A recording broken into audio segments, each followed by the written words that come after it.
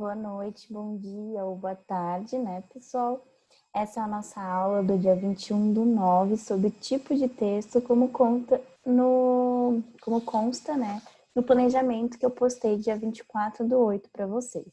A gente tem encontros quinzenais e o que eu pensei, né, quando eu fiz esse planejamento? Eu tentei abranger todos os mecanismos possíveis para o tipo de estudo que é melhor para vocês. Se for melhor vídeo, vocês assistem vídeo. Se for melhor leitura do PDF, vocês fazem a leitura do PDF.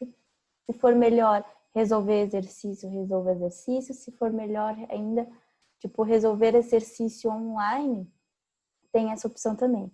O ideal, caso você tenha muita dificuldade com interpretação de texto, é fazer as 3 coisas. Assistir ao vídeo, ler o conteúdo e fazer os exercícios, de preferência mais ou menos uma semana depois que você viu o conteúdo, para poder estimular a fixação, né?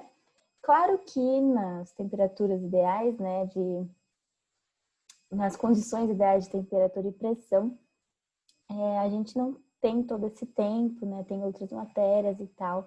Então, o que eu vou pedir para vocês? Reservar pelo menos 30 minutos na sua segunda-feira, né? A cada 15 dias, para ler o material e fazer os exercícios, ou assistir o vídeo e fazer os exercícios. Quem for assistir o vídeo ao invés de ler o material serve como uma revisão muito boa perto da prova, tá? E quando é que vai ser essa prova do Enem? A nossa prova de português vai ser no dia, se não me engano, 17 de janeiro de 2021, se nada mudar até lá. Então, a gente tem aí mais ou menos umas 14 semanas, né, por aí, até lá. Então, temos tempo. Então, é muito importante começar a treinar agora, sentar e fazer exercício. Eu falei sobre 2 listas, né? É a mesma lista em versões diferentes. Uma em PDF, que você pode imprimir ou acessar o documento, e outra em formulário do Google, que você escolhe a alternativa, envia as respostas e no final vem feedback. Se você errar, vem explicando por que você errou. Então, é muito interessante também esse mecanismo. Agora, vamos para a nossa aula de tipos de texto, né? Eu vou tentar fazer uma aula rapidinha para que vocês possam assistir na segunda-feira mesmo, quando chegar do trabalho, ou quando terminar de estudar as coisas em casa, ou quando tiver um tempinho livre das tarefas de casa, tá? Vamos começar com a perguntinha crucial. Antes, vou explicar esse gatinho. É que eu adoro figurinhas engraçadinhas, sabe, de WhatsApp. Aí eu vou desafiar vocês a me enviarem uma figurinha, ou no privado lá no WhatsApp, ou lá no grupo que a gente tem do Paideia, que aí as figurinhas que vocês me mandarem eu vou colocar nas próximas aulas, tá? Eu gosto dessas de gatinho fazendo careta. Então, vocês estão desafiados a me enviar essas figurinhas, tá bom?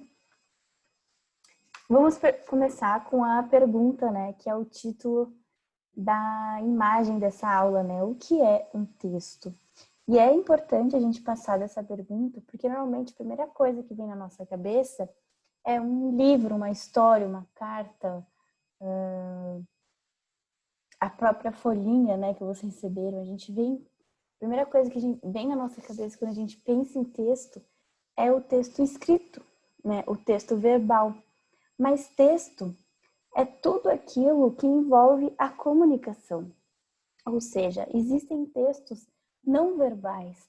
Um exemplo que eu trouxe aqui para ficar claro como é a funcionalidade do texto não verbal é o semáforo, onde o emissor da mensagem é o DETRAN, né, que é o Departamento de Regras de Trânsito, esse especificamente é do Rio Grande do Sul, que tem as regras de trânsito, e eles comunicam com o receptor, que é o motorista, por exemplo, através do semáforo. Ele não escreve pare, ele não escreve atenção porque nós vamos parar, e nem escreve agora pode seguir. Ele usa as cores. Então, só de aparecer o vermelho, o motorista entende que é para parar.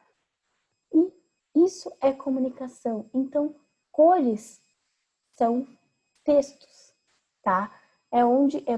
São textos não verbais, onde se realiza uma comunicação através do texto. E aí a gente pontua algo muito importante, que a parte mais importante de um texto sabendo que agora a gente sabe que texto é tudo ou qualquer coisa que se estabeleça a comunicação, a parte mais importante desse texto é o contexto, tá? Por quê? O que significa o vermelho, por exemplo, numa camiseta? Tem uma informação, se realiza uma comunicação totalmente diferente do que a sinaleira vermelha, né? Principalmente se a gente for pensar nas épocas das eleições de 2018. Lembra que rolou, polarizou os lados políticos, então tinha o pessoal que tinha um determinado posicionamento político e vestia a camiseta vermelha, e uma outra determinada população que tinha outro posicionamento político e que adotou, por exemplo, a camiseta da seleção. Então, dependendo do contexto, uma cor pode comunicar diferentes coisas. Aí, olha só, eu trouxe aqui o exemplo da camiseta da seleção, que é um texto não verbal e que carrega consigo uma simbologia. E daí a gente, trazendo essa ideia de que texto pode ser não verbal, a gente entende como que a gente pode, muitas vezes, afetar as pessoas em volta da gente sem falar nada, apenas com a roupa que a gente usa, apenas com a forma que a gente se comporta. E aí, eu trouxe até essa notícia de 2018 que o posicionamento político contrário do que adotou a camiseta se posicionou, né? Do tipo assim, a camiseta da seleção não é só deles. Então, como é importante essa simbologia, né? Como isso define muitas coisas. Só que aí a gente tende, seguindo esse raciocínio das simbologias, a criar estereótipos quando vem para o mundo, né, dos humanos, não só texto, né? E aí a gente tem que tomar cuidado com os estereótipos, tá? Então, até quando a gente se adequa a um e quando a gente julga outra pessoa a partir de um estereótipo. E não fui eu que disse isso, foi a Chimamanda, é aquele TED, não sei se vocês chegaram a ver, que eu pedi para vocês assistirem, na verdade recomendei, né, numa das aulas passadas, que ela fala sobre os estereótipos, e essa frase é muito boa, vocês podem até citar na redação de vocês, se envolver algum tema como este, né, e olha só o que a Chimamanda diz, né, nesse TED dela, O Perigo de uma História Única. TED é uma palestra, é um conjunto de palestras, sabe? Sobre vivências pessoais que servem como exemplo para várias coisas. A história única cria estereótipos e o problema com estereótipos não é que sejam mentira, mas que são incompletos. Ou seja, quando a gente tem uma ideia única de algo, não é mentira, porque essa ideia é de algo. Mas normalmente, para a gente levar em consideração só essa ideia, a gente desconsidera todas as outras ideias. Como, por exemplo, essa blusa. Vocês vão ver que ela é cinza. Mas se vocês falarem ela é só cinza, é injusto com a blusa, porque atrás, ó, ela tem uma borboleta. Então ela não é só cinza. Mas o fato dela ter uma borboleta não significa que é mentira que ela é cinza. Mas é injusto, porque ela não é só cinza. Não sei se eu fui clara, mas isso é muito importante para temas de redação, para leitura de textos no Enem e para nossa convivência com as demais pessoas por aí, não é mesmo? E a aula, né, agora entrando no tema da aula, a aula vai começar agora, são os tipos de textos. Os tipos de textos são especificamente os textos verbais, tá? E o que define um tipo textual? O tipo textual, ele depende da estrutura, do contexto e do conteúdo. Quando se insere na sociedade e tem uma função, esse texto, na verdade, a gente aí estuda o gênero textual. Só que a gente vai ter uma aula especificamente sobre gênero textual no dia 16/11, porque o gênero textual cai bastante no Enem. Só que para entender gênero textual, a gente precisa entender o que é tipo de texto, tá bom? Como o gênero textual é algo com função social, ele vai ter uma estrutura, vai ter um contexto e vai ter um conteúdo. Só que vai ter vários tipos de textos misturados nesse gênero textual. Então, um gênero textual pode ter mais de um tipo textual em sua composição, tá? Mas hoje a gente vai focar nos tipos de texto, tá? Coloquei aqui, ó, uma figurinha do gatinho raivoso, que eu adoro. Esse é o momento para lembrar vocês de me mandarem uma figurinha lá no WhatsApp, mas calma, não agora. Termina a aula, depois você manda. Que esse é o tipo de texto que o Enem ama. Ele idolatra esse tipo de texto. Sempre cai. Por isso que a gente vai ter uma aula só de charge. Porque a charge, normalmente, quer dizer, charge é tirinhas, mas vai incluir propagandas, né? Que são coisas diferentes. Mas a gente vai ter uma aula específica só disso para analisar. Porque o texto injuntivo, ele sempre cai no Enem. Anota, grifa, sei lá, tira print, bota de plano de fundo no seu celular. Texto do tipo injuntivo, tá? O que significa?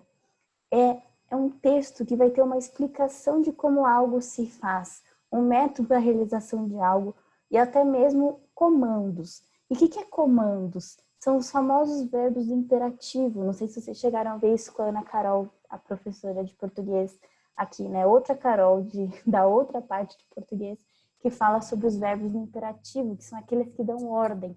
Compre, faça, assine, encaixe.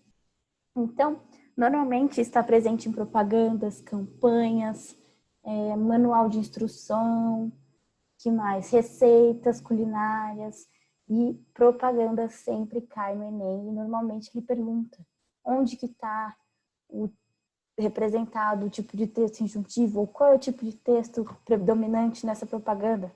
É o injuntivo, tá? E eu coloquei o site do Tribunal de Justiça, por quê? Porque a gente vai ter eleições nesse final do ano e vocês vão ver muita campanha dizendo vote, dizendo, enfim. E aí, nesse site, nesse link exatamente, você preenche com o seu nome, com o seu CPF, o nome da sua mãe, se não me engano, e você vê a data e onde que você vai votar, tá bom? É importante a gente se atualizar sobre essas coisas, ainda mais agora em época de campanha eleitoral, que usa o tipo de texto injuntivo. O narrativo, ele é bem simples, tá? Mas ele se confunde muito com o descritivo.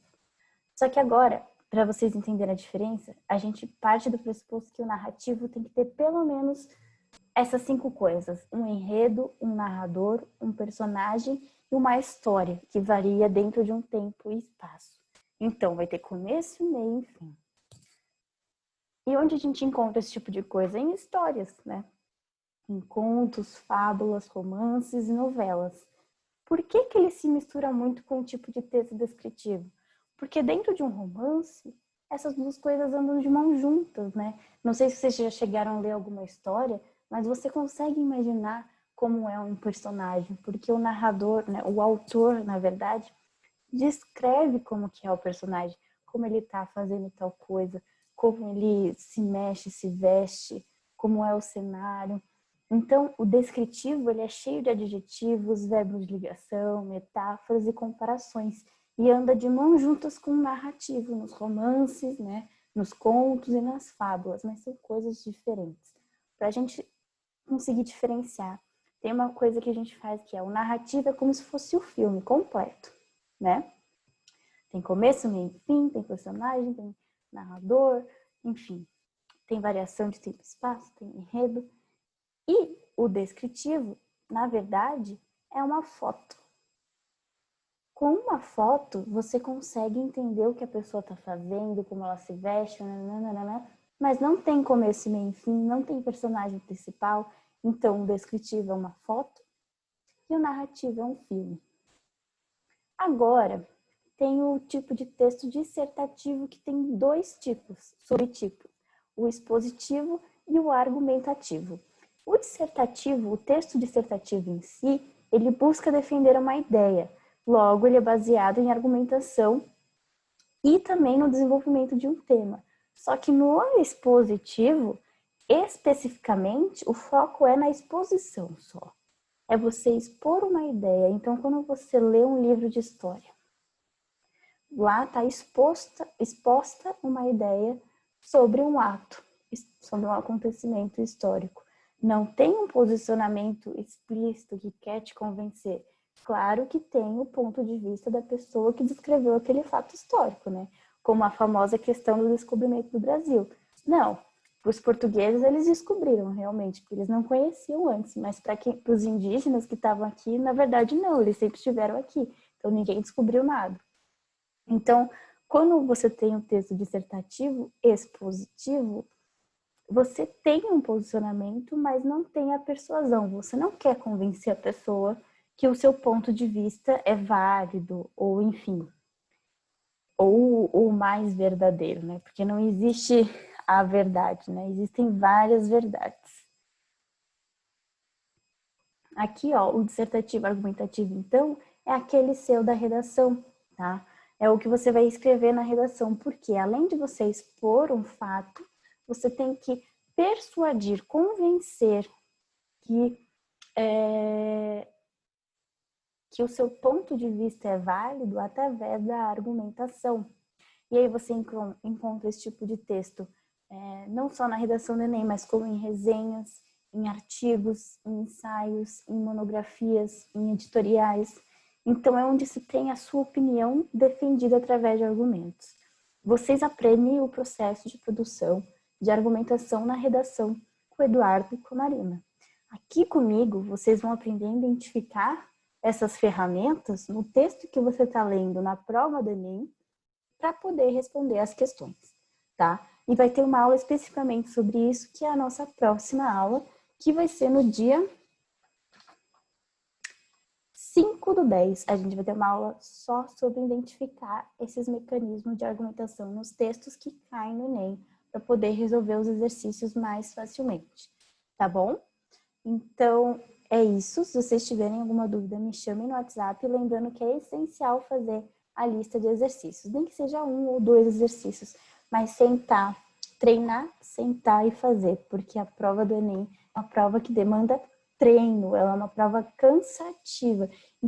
Então, quanto mais acostumado você tiver a sentar e se concentrar, melhor, tá bom? Reserva uns 10 minutinhos que seja por dia, ou a cada 2 dias, ou a cada 3 dias, ou que seja só na segunda-feira, 20 minutinhos para fazer a lista de exercícios, isso vai te ajudar muito, tá bom?